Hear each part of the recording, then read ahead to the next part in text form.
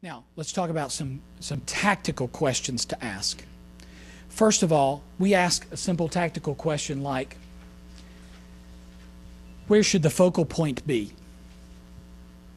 And you see us, we kind of get nutty, but as we walk in, we like to walk in from the front door, and our folks will take both conventional and handheld video cameras, little digital cameras, and we'll take a video just as if we were walking in the space. We'll pretend that we're the audience, and we'll walk into the space and we'll see where the natural focal points are that arise, and we'll look for that and say, is that a space we can use?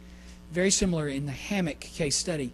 That one wall was just hanging there, screaming to communicate. So we'll look for those things. We'll also ask the question of what color palette should be used. Sometimes we'll engage with our design partners to develop something that comes from the brand framework.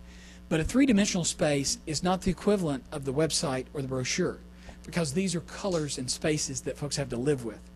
So what we'll do is find what the brand color is and put that in a color palette to create a space that's warm and friendly and hospitable and appropriate to what the client wants to convey. So we put that in a suite of colors.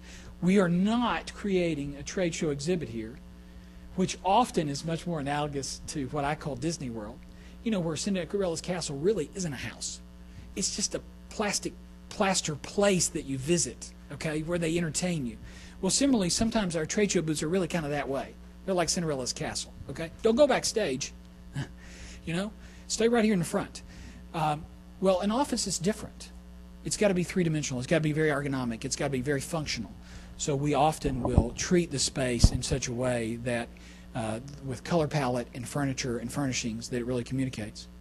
We think about what messages need to be communicated, and you see that. Those are some of the questions we ask. And we think about what media should be used to differentiate the brand. This is from an installation we did, and this may look boring to you, but we're actually inside in this shot. We're inside the boardroom, and we're looking out. And the architect specified every other glass pane to be frosted and clear, frosted and clear. And then over the clear pane, we worked with the architect to develop this semi-sheer fabric. It's real beautiful. It's just kind of a modern art design. Now, what does that have to do with anything? They're in the telecommunications space. They actually serve cellular telephone companies. When those clients come, they change the color of those banners to match the brand colors of their customer.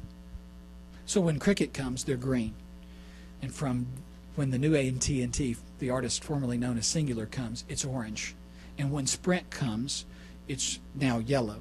And when Verizon comes, it's red. You tracking with us? And so they change that dynamically to fit with the brand colors, right? May not be appropriate for you, but it does convey what media we should use. We have another client who uses LCD screens to communicate their value proposition in their lobby. We also ask, how should that brand be distilled? What framework should we use to distill the brand? And then what we often do is get the summary of those three sections: strategy, the tactics, and the discovery questions, and we formulate a message map.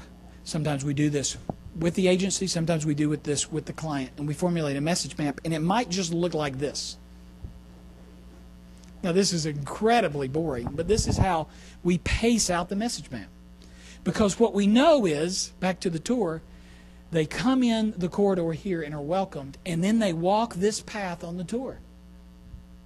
And when they do, the CEO or the branch office in charge says, this is what happens here, and this is what happens here, and this is why you see our servers through a glass wall here, and this is why you see people on the phone here. And they walk around in a multimedia way, in an experiential, multisensory way. They take in this brand, and we map these messages on that grid. Okay?